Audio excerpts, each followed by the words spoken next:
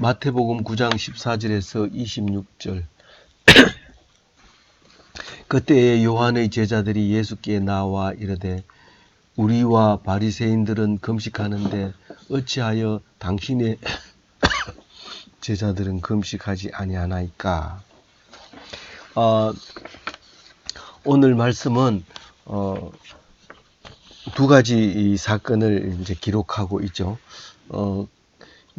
세례 요한이 이 금식을 하는데 예수님의 제자들은 금식을 안 했어요. 그래서 거기에 대해서 질문을 하는데 예수님은 길게 대답을 합니다. 그 얘기를 오늘 하시고요.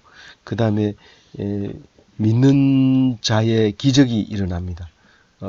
그러니까 믿음으로 혈루병 여자가 고침을 받고 예수님이 죽은 여자 아이를 살리는 이 세 가지 사건을 오늘 이야기하고 있는데요. 우선 14절에 요한은 세례 요한을 얘기하는 겁니다. 예수님이 30살 될 때까지 있다가 요한이 와서 예수님에게 침례를 베풀면서 물속에 집어넣으면 침례고 물을 뿌리면 세례인데 침례를 받았어요. 그래도 우리는 세례 요한이라고 얘기해요. 근데 침례교회는 세례는 인정하지 않기 때문에 꼭 목욕탕 원래 강가에 가서 세례를 받는데 이제 도회지에서는 어려우니까 목욕 욕조 같은 데다가 넣어놓고 이제 세례를 받습니다. 그래서 침례를 받습니다. 그래서 꼭 침례 요한이라고도 얘기하고 세례라는 단어를 안 씁니다. 그게 침례교회입니다. 다른 건 다 똑같아요. 그대로 있는데 그 침례교회는 아주 장로교파들이 생기기 전에 된 침례교회가 있고 우리 개신교하고 같이 이제 생긴 침례교회도 있고 근데 침례를 주장하는 그런 교회입니다. 근데 이제 이 세례를 준 세례 요한이 예수님께 세례를 주었지만은 세례를 줬지만은 예수님을 잘 알아봐요, 못 알아봐요?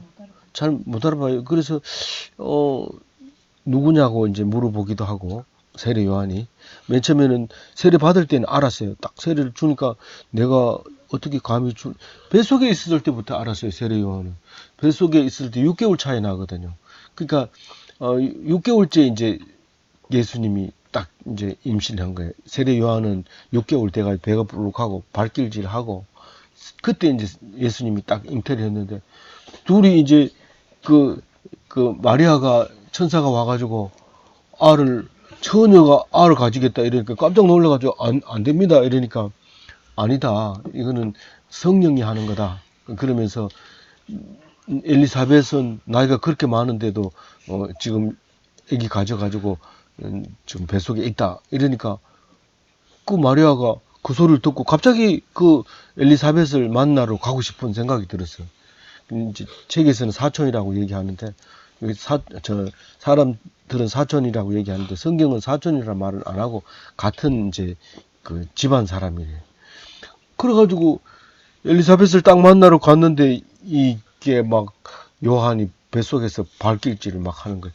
그 마리아가 그 평안을 물었거든요. 인사를 이렇게 하니까 그만 뱃속에서 요한이 발길질을 막 합니다. 그러니까 이제 엘리사벳이 알고 주의 모친이 오셨다고 그렇게 인사를 해요. 그러면서 뱃속에서 먼저 알아봤어요. 근데 그게 이제 세례 요한이 덜해서 나는 그 구세주의 길을 예비하는 사람으로 왔다 이러면서 마치 엘리야처럼 이렇게 해가지고 세례를 막 베풀고 있는데 그때가 이제 예수님이 30살이 됐는데 이제 다른 자료를 보면 그때 아버지가 돌아가셨어요. 아버지인 목수가 돌아가셔서 이제 한 100km 떨어져 있는데 나사렛에서 목수 일하다가 이제 요단강에서 세례 요한이 세례를 줄 때 나도 이제 세례를 받겠다 하고 딱 오니까 요한이 어떻게 주님 저기 세례를 줍니까? 나는 못 줍니다. 이렇게 하니까 줘야 된다. 이것은 율법에 의해서 줘야 된다. 그러니까 줘라. 그래서 주니까 바로 세례를 받고 물 속에서 쫙 올라오는데 성령이 머리 위에 비둘기 같이 내려서 하늘에서 소리가 나죠. 뭐라고요? 이는 내 사랑하는 아들이요 기뻐하는 자라 이렇게 하는 소리를 듣게 돼요. 그리고 이제 다른 복음에서는 뭐 12살 될 때 이제 교회 온 얘기를 그 성전에 온 거를 기록하고 있지만 다른 성경은 거의 대부분이 이제 30살 돼서 세례 받는 얘기부터 시작을 해요. 이제 그래 그 세례 받을 때 요한이 그렇게 세례를 주자마자 예수님은 성령이 임해서 이제 나사렛에 안 살고 가브나움, 지금 이름은 가파르나움이라고 해요. 가면 그 동네가 가파르나움인데 성경에는 가브나움이라고 번역을 했어요. 거기에서 3년 동안 살게 돼요. 그리고 이제 십자가에 매달리는데 이제 거기서 이제 이야기를 이런 일들이 일어나는 거예요. 무슨 일이냐면 요한이 이제 그 붙들려 가요. 왕을 이제 욕한 것 때문에 그 왕이 뭐 살아 있는 남동생 부인을 갖다가 뺏어 가지고 자기가 데리고 사니까 이제 세례 요한이 막 나쁜 놈이라고 욕했어요. 그러니까 감옥에다 집어넣어버렸어요. 그러니까 가지고 감옥에 넣어가지고 죽을 형편이 됐는데 요한이 제자들 보고 그 사람이 오실 예수가 맞는지 한번 가서 물어보라 이렇게 해요. 그럼 예수는 아무 말도 안 하고 병자들이 낫고 귀신을 쫓아내고 안전병기가 일어난다고 그렇게만 얘기해라. 그래 얘기를 해요. 근데 요한은 나도 그런 줄 알고 했지만은 확실한지 좀 물어봤다. 이제 이렇게 얘기를 하는데, 그러니까 요한은 정확하게 예수를 모르는 거예요. 그리고 이제 목이 잘려서 죽어요. 그래서 예수님이 이런 얘기를 합니다. 여자가 낳은 자 중에서는 가장 큰 자가 요한이다. 그렇지만 천국에 가는 아주 낮은 자가 세례 요한보다 높다. 이렇게 얘기를 해요. 그러면 세례 요한은 천국 가지 않은 거나 마찬가지예요. 그러니까 예수님이 제일 먼저 하늘나라로 가시고 아브라함도 이삭도 야곱도 아직 예수님이 천국 가기 전에는 못 가요. 예수님이 먼저 하늘나라에 가고 그리고 무덤이 열리고 잠자던 자들이 일어나서 가게 되는데 세례 요한이 일어나서 갔는지 안 갔는지는 우리 알 수 없지만 분명한 것은 세례 요한이 내가 십자가를 지고 하나님의 아들이라는 사실을 보지 못하고 죽었다는 뜻으로 지금 그 얘기를 한 거죠. 너희들이 천국에 가면 아무리 낮아도 세례 요한보다 낫다. 너희들이 천국 가는 데는 낫다. 그 얘기를 지금 하고 있었던 거죠. 그래서 예수님도 그랬고 우리들도 보기에 선지자 중에서는 제일 마지막 선지자예요. 이제 뭐 엘리야 무슨 선지자 여러 선지자가 있지만 제일 마지막 선지자가 이제 세례 요한이에요. 왜냐하면 이 선지자들은 예수님이 오는 것을 선포하고 했기 때문에 더 이상 선지자가 필요 없어요. 예수님 오시고 난 뒤에. 근데 실제로는 있어요. 그 예수 안 믿는 사람들이 유대인 사회에 많고 또 예수 있다고 해가지고 완전히 법을 바꾸고 율법을 없애는 게 아니기 때문에 선지자는 계속 있는데 그거는 예수를 선포하는 게 아니기 때문에 그건 선지자로 인정을 안 하는 거예요. 그래서 예수님이 오심을 선포한 선지자, 그러니까 구약 선지자 중에는 제일 마지막 선지자였던 거죠. 그리고 예수님이 오신 거죠. 그래서 그 보면 세례 요한은 거기 적혀 있죠. 예수님 오심을 증언하는 사람이고 율법을 예언하는 사람이고 예수를 세례한 사람이고 그리고 예수님을 보지 못한 부활을 보지 못한 사람이고 여자가 난 자 중에 가장 큰 자고 천국에 들지 못한 자라고 제가 그렇게 정리를 했습니다.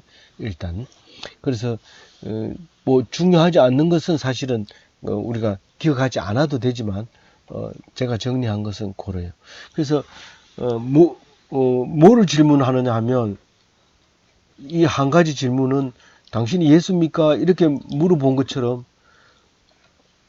딴 사람은 다 세례 요한의 제자들하고 바리새인, 사두개인 이런 사람들은 다 금식 기도를 했어요. 지금도 무슬림들은 금식 기도를 해요. 유대인들은 뭐 말할 것도 없고 그렇게 금식 기도를 하는데 예수님의 제자들은 금식 기도를 안 하는 거예요.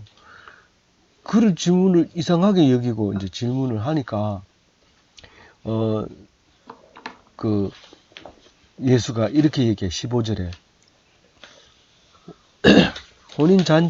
혼인집에 가가지고 금식을 하면 되겠는가?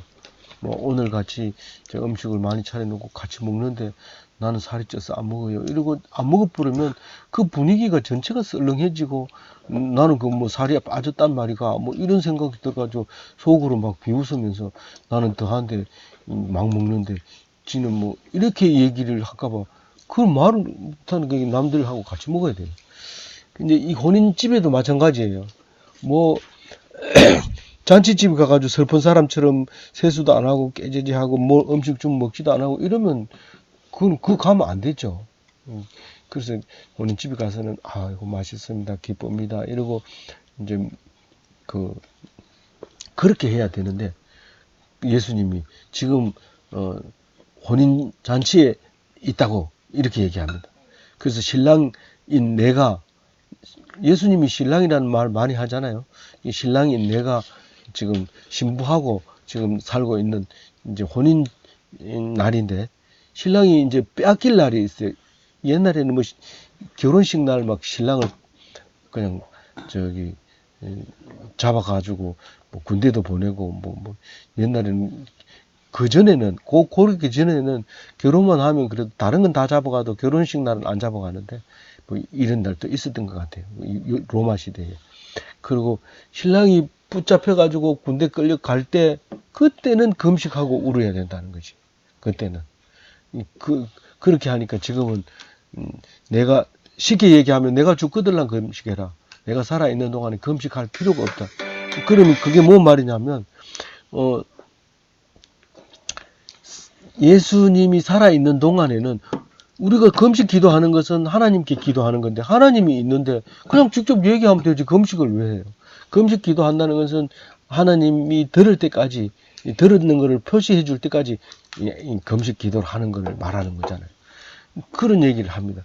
근데 그 얘기를 하는데 좀 다른 얘기 두 가지를 해요. 이게 연결을 잘 못해요. 이 두 개가 이 16절하고 어려워요. 그러니까 생배 조각을 낡은 옷에 붙이는 자가 없나니 이는 기운 것이 그 옷에 당기어 헤어짐이 더하게 되며 일어났어요. 그리고 질문을 했는데 예수님이 이렇게 대답을 하는 거예요.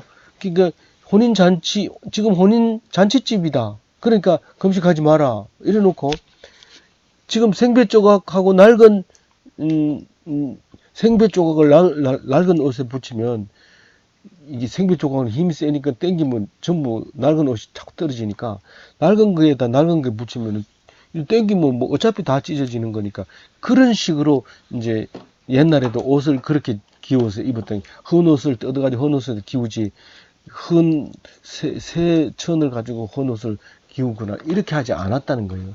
그게 무슨 말이냐면 지금 예수님의 제자들이 금식을 하면 뭔가 어울리지 않는 거예요. 이게 안 맞는 거예요. 내가 하나님인데 하나님께 알아듣게 해달라고 금식기도 하면 안 된다는 거예요. 그냥 우리가 자꾸 자기 입장을 써서 상대방을 이제 요구합니다. 우리 금식했으니까 니들은 뭐 내보다 못하는 거지 이러면서 얘기하는 거예요. 그럼 나도 해야 되겠다. 안 해도 되는데 억지로 하는 거예요. 그런, 뭔가가 안 어울리는 부분이, 이를 얘기하는, 그렇게 16절처럼 얘기합니다. 그런데 17절에는 또 다른 얘기를 합니다. 이거는 16절하고 17절하고는 내용이 비슷해요. 새 포도주를 새 가죽 부대에다 넣어야 돼요. 지금 우리는 가죽 부대는 거의 안 써봤는데, 몽골이나 뭐 이때 옛날에는 이제 그 양이나 염소를 잡으면 그 가죽을 상처 안 나게 해가지고 그대로 이제 기우면 목만 없지 뭐 다리 있는 쪽도 있고 다 있더라고요. 그래서 그쪽에다가 이제 마개를 만들어서 뺄 때는 그쪽을 빼가지고 먹고 이렇게 하는데, 그 가죽을 가죽에다 그다 이제 술을 이제 다 넣어가지고 있는데, 이 새술은 아직 발효가 덜 됐기 때문에 계속 발효를 해야 되니까 이 늘어나는데, 그러면 생가죽은 이래 늘어나는데 오래된 가죽은 안 늘어난단 말이에요. 그럼 이게 만약에 새술을 흑가죽 부대에다 넣어버리면 이 술은 발효를 해서 자꾸 늘어나는데 가죽은 안 늘어나려니까 나중에 잘못 건드려 보면 폭발해버린단 말이에요. 근데 이제 가죽 부대는 참 신기해가지고 같이 이래 늘어나는 거예요. 그리고 풍선처럼 늘어나고, 우리가 단지 같은 데는, 단지는 호흡을 하니까 이제 폭발하거나 이러진 않잖아요. 뚜껑 덮어놓으면. 근데 이거 절대로 새가죽 부대에는 새술을 담아야 돼요. 흑가죽 부대는 이제 오래된 술은 그대로 놔두는 거예요. 그걸 옮기지 않는다는 거죠. 그러면서 이제 이 예수님의 세례 받은 사람은 금식을 안 하는 것이 괜찮다. 그렇게 이제 설명을 하고 있어요.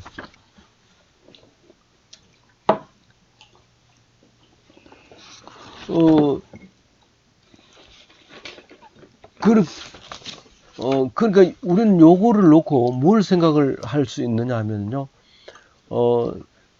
교회에서도 여러 가지 형태의 교인들을 그냥 두어야 된다는 거예요. 만약에 똑같이 전교인 금식하고 전교인 금식 안 하고 뭐 헌금하라면 막 떼그를 재산 다 팔아내고 이렇게 하면 그건 뭐 공산주의죠. 그건 교인들이 아닙니다.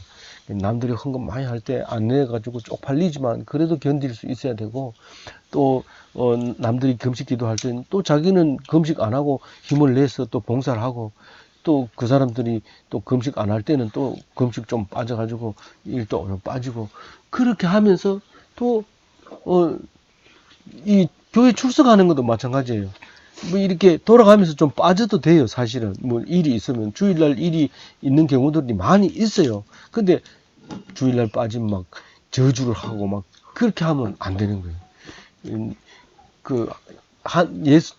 교회 다니는 게 은혜롭게 다녀야 되지, 율법적으로 그거를 안 지키면은 벌 받는다 이런 식으로 하려면 절에 가는 게 훨씬 나아요. 그게 훨씬 나아요. 그러니까 좀 이렇게 빠지면서 미안해 가지고 교회 가기도 하고, 또 부끄러워 가지고 교회 가기도 하고, 뭐 뻔뻔스럽게 가기도 하고 이래야 되지, 항상 당당하게 가면 그건 교회가 아니에요. 불쌍한 사람도 있고 목에 힘주는 사람도, 저런 인간은 교회 나오지 말아야 돼, 돈 가지고 자랑하고 힘주고 그런 말도 하면 안 돼요. 그런 사람이 있으니까 교회가 또 유지돼요. 또 가난한 사람이 있어야지 또 사람들이 봉사도 해요. 그 사람을 위해서 위로해주고. 그리고 내가 기주고 이렇게 갔는데 내보다 못한 사람이 그 예배 드리러 와서 기쁨으로 찬송 드리면 내가 그 사람을 보고 힘이 생겨요. 근데 그 사람도 있어야 되고, 또 기주가 있는 사람도 있어야 돼요. 그래야 세상 사람이 이렇구나 이런데, 똑같이 행동을 하면 공산당이에요. 그리고 무슨 교회가 아니고 다른 이상한 교회, 다른 교회. 그 얘기를 마무리하고요. 18절에 이제 이런 이야기를 합니다. 18절 같이 읽어볼게요. 예수께서 이 말씀을 하실 때에 한 관리가 와서 절하며 이르되, 내 딸이 방금 죽었사오나 오셔서 그 몸에 손을 얹어 주소서. 그러면 살아겠나이다 하니. 이 성경은 마태복음에도 나오고 마가복음에도 누가복음에도 나와요. 공간복음에 다 나오는 건데 여기가 제일 이제 부실하게 기록이 돼 있어요. 이제 한 관리라 했는데 다른 데는 당회장 야이 1호라고 말을 해요. 그러니까 당회장이 이게 관리라는 것은요 알콘이라는 말인데 원어가 맨 처음에 히브리어로 돼 헬라어로 되어 있는 알콘이라는 말이 그 관리라는 말인데 이 왕도 알콘이라고도 하고 방백을 알콘이라고도 하고 지도자 우두머리를 또 알콘이라 하는데 다른 성경에서는 당회장이라고 했어요. 당회장은 예 죄송합니다. 회당에 있는 요새 지금 있는 교회에는 당회장이라고 그래요. 저 장로교회는 목사를 장로들과 목사와 합해서 만들어 놓은 회를 당회라고 하고 그 중에 담임 목사를 당회장이라고. 근데 이름도 비슷하고 뭐 행하는 것도 비슷해요. 근데 여기는 이제 유대 회당의 회당장 야이로라는 사람인데 이 사람이 와서 이제 예수님 보고 딸이 죽어간다고 그래요. 다른 성경에는 두 성경에는 죽어가고 있사오니 와서 고쳐달라고 얘기를 합니다. 여기서는 죽었사오니 죽었지만 당신이 와서 손을 얹어서 기도하면 살겠습니다. 이 누구의 믿음이에요? 아버지. 예, 아버지 당회장 야이로의 믿음을 지금 죄송합니다. 회당장의 믿음입니다. 그래서 예수가 그래 갈게. 그러고 이제 일어나 갑니다. 그 아무리 힘들어도 믿음이 있는 사람은 말을 귀 기울입니다. 예수님은 절대로 돈이 많다고 그 사람 말을 듣는 게 아니라 예수님은 그 꼭 필요한 사람, 특히 이 어려움을 도와달라고 할 때는 예수님은 그 집이 얼마나 먼지는 모르지만 갑니다. 일어나서 이제 가자 그러면 이렇게 이제 가는데 이 20절에 보면 12해 동안이나 혈루병을 앓은 여자가 예수의 뒤로 와서 그 겉옷을 가를 만지니 이거는 이제 혈루병은 하혈하는 병인데 여자가 그 병이 12년 동안 걸렸다고 그래요.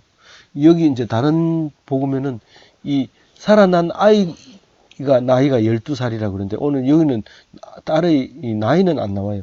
다른 성경에는 살아난 아이의 나이가 12살이다. 이런데 여기 12해 동안 혈류병을 앓은 여자가 있어요. 12년 동안 병을 앓으면요. 거의 포기를 하죠. 사람들이. 그리고 고쳐보려고 애를 썼을까요? 안 썼을까요? 수없이 써봤어요. 그러니까 이게 안 된다는 걸 알아요. 이거는 무슨 병이에요? 하나님이 준 병을 뭐라고 그래요? 아니 그렇게 하나님이 벌 준 병이다. 하늘에서 내린 병이라고 생각을 하고 포기를 해요. 보통 사람은 그냥 이렇게 살다 죽지 뭐 이렇게 얘기를 합니다. 내가 고치겠다 이러면 사람들이 전부 코방 끼고 그렇게 말하는 완전히 포기된 병이에요. 그러니까 고쳐지고 하는 마음조차도 부끄러운 거예요. 그래서 지금은 잘 안 쓰지만 스스러운 병이에요. 스스러운 병 무슨 말인지 알겠어요? 만약에 사람들이 당당하게 얘기하면 스스럼 없이 얘기한다 그러죠. 스스럽다는 것은 부끄럽다는 거예요. 이 혈루병 12년 앓고 나면 스스러워가지고 내놓지 못해 나가지도 못해요. 부끄럽고 양심에 내가 예수님한테 고쳐달라 해야지 그 양심도 없어요. 면목이 없어. 그렇게 불쌍한 사람이에요. 그래서 진짜로 불쌍한 긍휼이 필요한 사람이 12년 동안 혈루병 앓은 사람이에요. 근데 여자는 어쨌든지 나는 살아야 되겠다. 나아야 되겠다. 그리고 많은 사람들 모여있는 그 사이에 누구 옷을 만져요?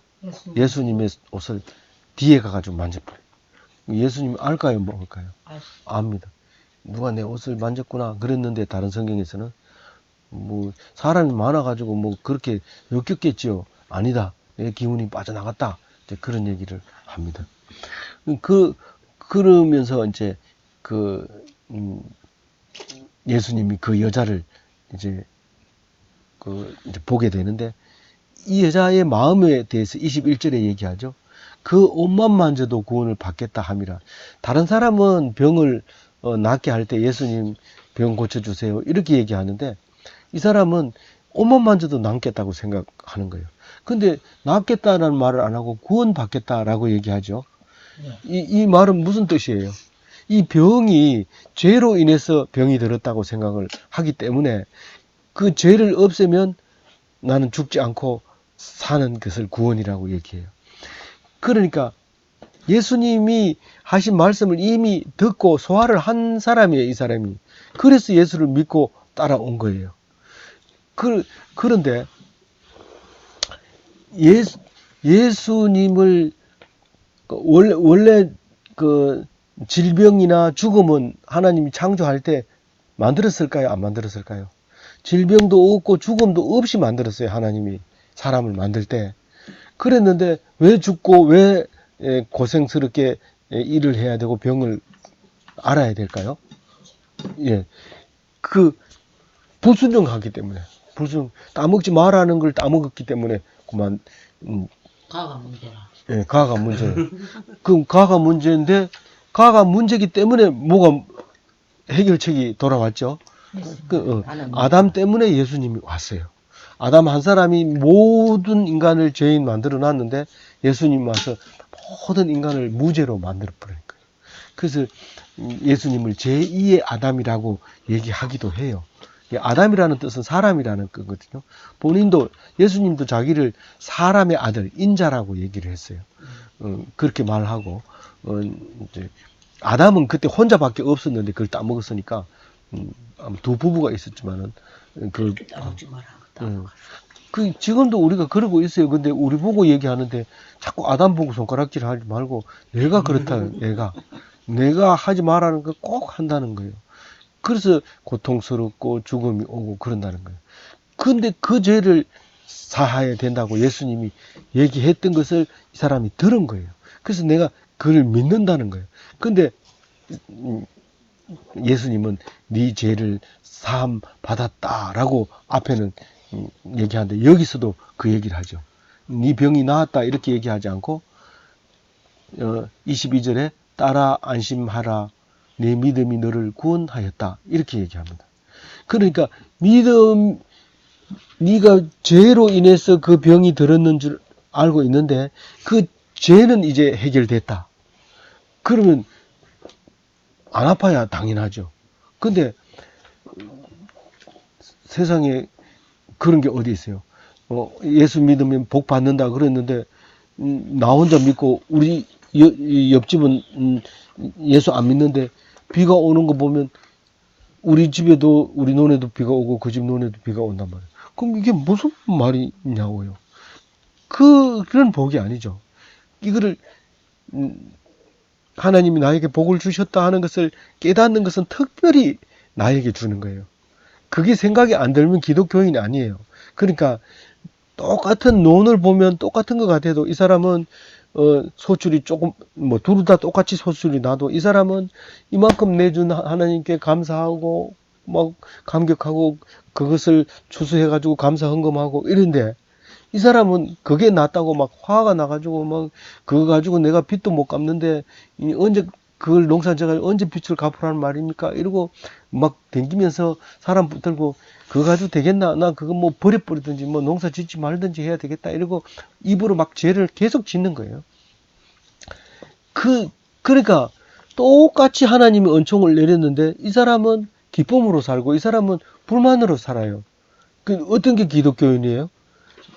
이 기쁨으로 교회 다닌다고 기독교인 아니에요. 기쁨으로 하나님이 나에게 이런 기쁨을 줬다는 사실을 알면 기독교인이, 교회 다닌다고 기독교인 아니에요. 그래서 정확하게 얘기하면 기독인은 기쁨으로 살아야 되고 기독교인은 뭐 입만 가지고 주여 주여 할 수도 있어요. 기독교인은 절에 다니는 거하고 똑같아요. 교인이 종교로 믿는 거예요. 그러니까 겉으로 봐서는 모르지만 그러니까네. 토요일날 금요일날도 가지 말고 수요일날도 가지 말고 일요일날만 가도 되잖아. 되고 안 되고 없어. 그걸 절대로 안 가도 돼요. 근데 가고 싶어 죽겠는 거는 가야 되죠. 주일날만 갔다 오고 나니까 수요일쯤 되면 약 기운이 떨어져가지고 막 그 설교 들은 거 다 잊어버리고 뭐 화내고 막 이러면 주일날 가야죠. 그 가서 듣고 또 3일 견디다가 주일날 가고 이래야 돼. 근데 그래도 성이 안 차. 뭐 기도하고 싶어 죽겠어. 그럼 금요일에 기도 가야 돼요. 집 방 안에서 내 혼자 했대. 해도 되면 하고. 근데 그렇게 기도하는 거하고 이렇게 모여서 이 성경 보는 거하고는 천지 차이래. 이 반드시 모여서 하라는 거 말씀하고 있어요. 그래서 그냥 교인들끼리 모여가지고 돈 내가지고 추름한 것처럼 밥을 먹고 가고 이런 교인들을 만나지 말고 밥은 안 사 먹더라도 성경 말씀 나누는 그런 교인들하고는 자주 만나야 돼요. 그래서 금요일에 갔는데도 그래도 교회 가고 싶거든. 새벽 기도만. 그럼 가야 되지만은. 확실히 주주인데 일요일 갔다 오니까 일요일 저녁 또 그래. 또 갔다 오니까 또 그 이튿날에 또 구역 예배 하래. 또 갔다. 또 갔는데 금요일 또 가래. 수요일 또 가래. 교회 모금해가 살아야 되나. 그럼 똑바로 얘기를 해요. 나는 가기 싫습니다. 주일날 한 번만 가겠습니다. 딱 얘기하면. 그래 얘기했는데도 자꾸 난 경찰에 신고한다 이렇게 하세요. 지금은 옛날하고 달라가지고 바로 잡아가요. 119에서 딱 그 파출소에서 112에다 신고를 하면 바로 와가지고 무조건 집 끌고 가가지고 조사를 해요. 내가 안 그랬습니다. 앞으로 안 그럴게. 소용없어요. 일단 신고 들어오면 붙들어가지고 파출소 갖다 놓고 조서를 닦으면서 다 안 그런다 이러면 훈방 조치하든지 아니면 감옥에 집어넣든지 이래요. 그러니까 전화 한 통화가 얼마나 무서운지. 이것도 해야지. 그럼 딴 사람 피해 보니까 그것도 해야 돼. 예. 그래서 꼭 일주일에 한 번은 이렇게 모여서 이렇게 말씀을 나누어야 돼요. 아니 목사님이 없으면 교인들끼리라도 성경을 펴놓고 하면 돼요. 목사님 오라고 해도 가기 싫은데 그냥 뭐인가. 그랬다 또 전도하러 나가라 또 무죄로 나가라. 교회가 매달 살아야 된대. 몸에 안 따라준대. 왜? 그래서 가기 싫은 사람은 안 가는 거야. 할 수 없어. 그래서 그거를 하나님이 선물로 주는 거기 때문에 가고 싶은 마음이 막 생기도록 기도해 달라고 그래. 가게 해달라고 기도하지 말고 가고 싶은 마음이 생기도록 기도해 달라 하면 그 마음이 생겨가지고 그만 그 이튿날부터 막 교회 가고 싶어지고 막 가게 되고 이래요. 하여튼 그렇게 기도하세요. 예. 그래서 이 사람은 그 병에 대해서 노임을 받았어요. 자유함을 됐어요. 그러니까 보통 병 걸린 사람은 그 아픈 거는 둘째 치고 나만 왜 이렇게 아파야 되냐. 그게 사람을 막 누르게 돼 있는데 니는 다 똑같아. 그리고 나는 혈류병 걸려가지고 아프지만 닌 다른 게 더 걸릴 수도 있다. 이런 생각이 들면 절대로 괜찮아요. 근데 우리가 교회 가자 그래도 왜 나만 가자 하나 이러면 저 사람도 간다. 그럼 가지.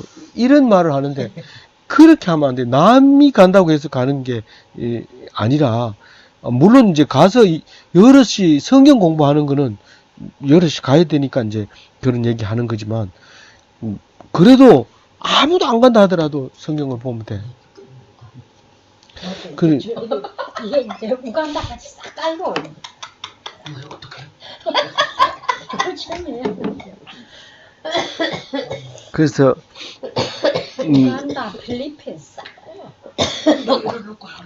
깔고. 기침성. 그래서 구원 받았어요. 네. 언제 구원 받았어요? 22절에. 예수님이 예. 물으실 때, 예수님이 그 여자가 만졌다고 인정할 때에 여자가 그 즉시 구원을 받으니라.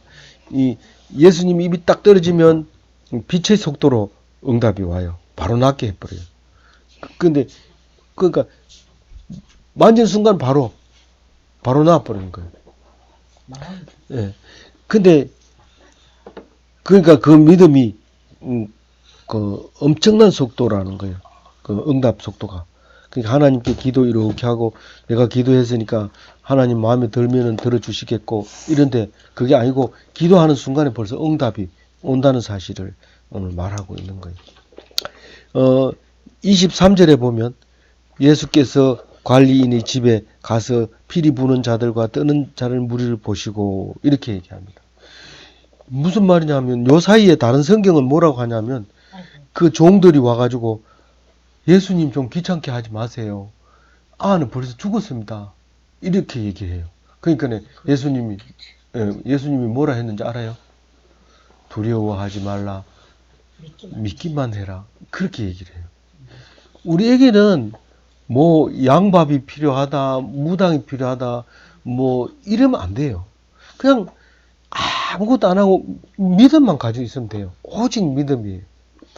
그런데 불안해가지고 벌벌 떨고 그럼 돼요, 안 돼요? 두려워하지 말라고요. 믿기만 하라는 거예요.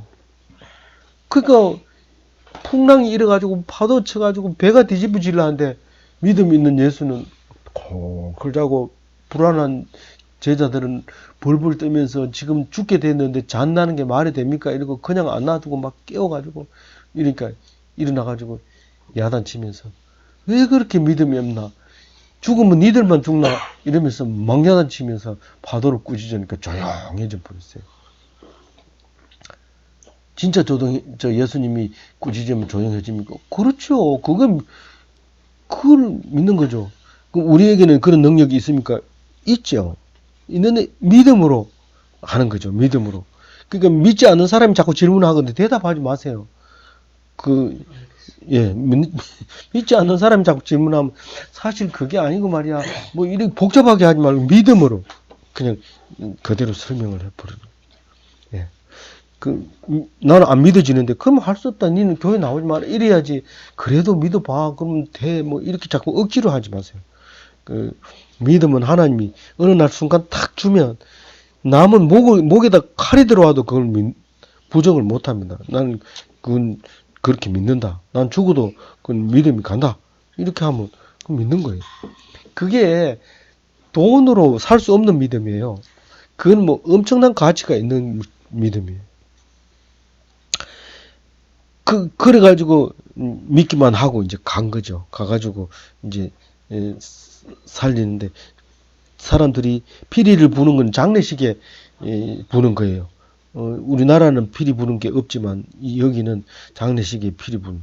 그 대신에 우리는 뭐 해신곡 틀어놓은 데도 있고 뭐 목탁도 드리는 거 연불 틀어놓은 데도 있고 그런데 기독교인은 이 장례식 자체가 찬송 부르고 기뻐하고 그러기 때문에 이런 건 없어요. 그때 당시에는 이런 사람들이 있었던 것 같아요. 그 곡하는 소리를 그 전에 그 해신곡 같은 거 틀기 전에 곡 소리를 녹음해가지고 우는 소리도 틀어주기도 하고 이랬는데 지금은 그것도 저것도 다 없어지는데 왜 이게 곡 소리를 안 내요? 이 집은 장례식인데 이러면 뭐 다들 안 하대요. 이런데 그 교회도 안 다니는 사람들이 곡도 안 하고 그래요. 니들 교회 안 다니면 울어야지 이런데 울지도 안 하고 교회도 안 다니면 그 아주 나쁜 거예요. 불효자고 교회 안 다니려면 차라리 울어야 되는데 그것도 안 하고 있어요. 처음부터 교회 다니는 사람 미워하면서 교회 다니는 사람을 배워요. 전부. 그렇기 때문에 우리는 욕 먹어가면서 교회 다녀야 돼요. 뭐 칭찬받으면서 교회 나갈 생각하면 안 돼요. 어떤 사람은 장로가 됐다고 뭐 정부 직원들 불러다가 뭐 밥 먹이고 이러니까 사람들이 야 장로가 되면 뭐 돈 나오나 이러면서 뭐 얼마 나오는데 이래 질문하는 거예요.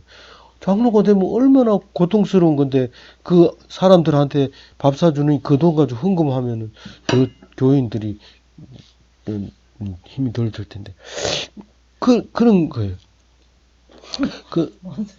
예. 그러니까, 뭔 소리 했죠? 한 거야, 아들이. 네. 그것도 장거더라. 감리교회 장로라 하면서 그건 아홉리 장로일 때. 그래서 저기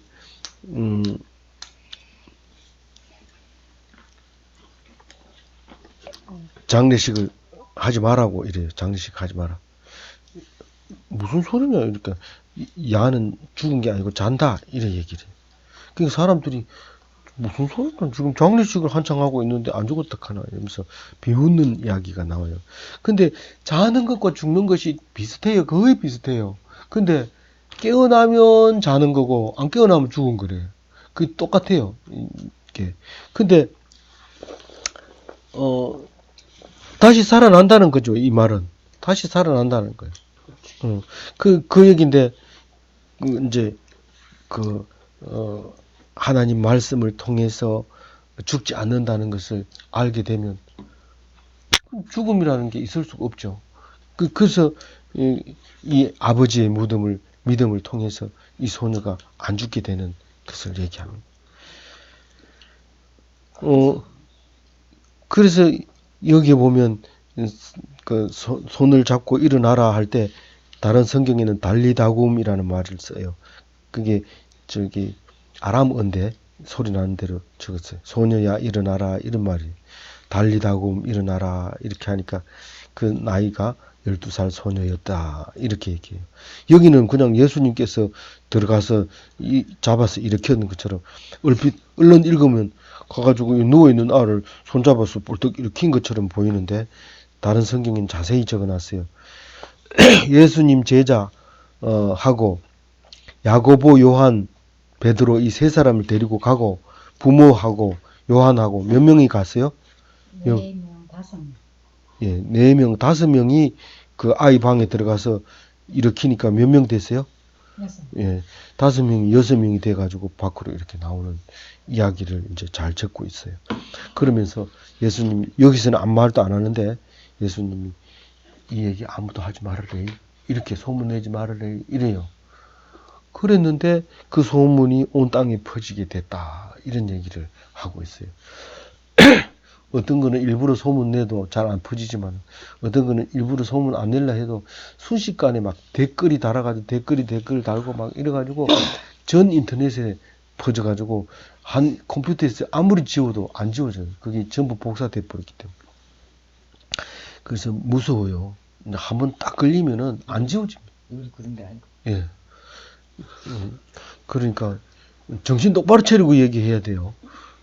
아까 헛소리 했는 거 정리해봐요. 뭐가 헛소리죠?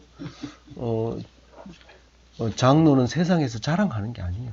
세상 사람들한테 밥 사주고 하면서 내 장로 됐다 앞으로 나한테 잘 보여라 이런 그게 아니에요. 물론 기뻐서 밥 사주고 싶은 마음은 있지만 그건 교인들한테 사줘야지. 안수 집사도 밥 사줬는데 그게 온 교인한테 밥을 사면 되지만 교인 아닌데 가서 밥을 사면 돼지 목에 진주를 던진 거하고 똑같아요. 네, 그거는 아니고 뭐 월급 얼마 받나 이번 달에는 또 나왔겠네 이러면서 오늘 또 밥 사라 이러면 밥 산 게 후회돼요. 그러면 안 돼요. 그러니까는 그렇게 함부로 뭐 장로 됐다고 아무나 나보고 존경하겠지 이러고 안 믿는 사람한테 가서 존경받으려면 안 돼요. 교회에서는 투표해서 되기도 하고 또 과정을 거쳐서 되기도 하니까 뭐 그거는 뭐 자랑이라기보다는 감사하다 그런 의미로 밥을 사는 거지 아무나 보고 밥을 사는 겁니다. 또 이렇게 직분자를 맡은 거는 봉사하라고 주는 거지. 네. 그 장로에 대한 생각도 이제 정리를 좀 했지요. 항설수설이 아니죠. 네, 감사합니다. 제가 항설수설하면 이거는 굉장히 오래 남아요. 내가 죽고 나서도 한참 남는 말인데 그렇게 각시는 모르고 행설수설이라 했다. 그럼 각시만 쪽팔리는 거죠. 따고 얘기했어. 예, 알겠습니다. 각시란 말 뺐으면 좋았을 텐데. 알아요. 예, 그래서 오늘 세 가지요. 첫 번째는 남 따라하지 마라. 남 따라하지 마. 남 금식한다고 따라하고 뭐 하기 싫은데 또 따라하고 이러지 말고 자기가 진짜로 죽을 병이 들으면 금식해야 돼. 죽을 병이 들었는데도 자꾸 꾸역꾸역 먹으면 금방 죽어버려요. 그러니까 남 금식한다고 해서 무조건 따라하지 마라. 그건 가족 부대 얘기하면서 터져버려요. 그게 터져버리기 때문에 따라하지 마라. 그리고 꼭 해야 될 때가 있다. 뷔페 시계 가가지고 라면 먹으면 그 어울리겠어요? 그 라면 먹을 때가 있고 뷔페 가가지고는 라면 먹지 말아야 되죠. 너희들은 왜 라면 안 먹나 이렇게 얘기한다고. 그럼 니는 먹어라. 우리는 우리 뷔페 먹는다. 이렇게 생각하고 살고, 또 한 가지는 뭐죠? 믿음으로 남 꼭 정식으로 가가지고 안수해 주세요. 이렇게 기도 받는 사람이 있는데, 그렇게 해서 기도 받는 게 좋은 게 아니라 내가 하나님 앞에 기도하면 돼요. 꼭 그렇게 하는 게 아니라 믿음이 중요한 거지. 손을 얹어서 뭐 정식으로 많은 사람 보는 앞에서 병이 나아야 되는 건 아니에요. 그리고 또 마지막으로 이제 죽은 자를 살리는 이야기들이, 나사로도 살리고 이 12살 소녀도 살리고 이런 예수님의 능력을 거짓말 아이가. 이러니까 말로 가지고 안 믿으니까 예수님이 직접 죽어서 살아나는 거예요. 안 그래도 되는데 우리 믿음이 없으니까 직접 우리 눈으로 보고 그렇게 살려주시는 거예요. 안 믿으니까. 예수님이 죽기 전에 벌써 그걸 다 보여주고 내가 죽었다 살아나는 거. 니 봤잖아. 나사로 봤잖아. 12살 소녀 봤잖아. 나 그렇게 죽었다 살아날 거야. 니들이 아무도 못 봐도 많은 사람이 보는 앞에서 내가 그렇게 할 거야. 많은 사람 앞에서 보는 사람 앞에서 할 수 있는 방법은 공개 처형 당하는 수밖에 없어요. 십자가에 못 박는다 그러면 사람들이 다 구경하러 나와요. 그걸 내가 많은 사람 앞에서 내가 보여줄게. 그렇게 한 거예요. 저 소녀 같은 데는 다섯 사람이 들어가서 6사람이 나오는 그 사건이기 때문에 그 사람밖에 못 보지만, 십자가를 골고다 산에다가 박으면 엄청 많은 사람들이 봐요. 군대도 보고 뭐 왕도 알고 다 알아요. 그렇게 내가 보여주겠다 하는 것이요. 그러니까 예수님 오기 전에 부활이 있었어요, 없었어요? 천국 가는, 그러니까 죄 없는 사람이 죽은 건 없었지만 믿음으로 부활한 것은 보여줬다는 거예요. 보여주면서 너희들이 그렇게 내가 부활한다 하는 것을 보여줬습니다. 이제는 이 12살 소녀보다도 훨씬 우리는 확실하게 예수 믿음으로써 승리하게 되는 그런 구원받게 되는 그런 기독인입니다. 그것을 믿고 시시하게 사는 게 아니고 가치 없게 사는 게 아니고 남들을 이끌어가고 남의 불행을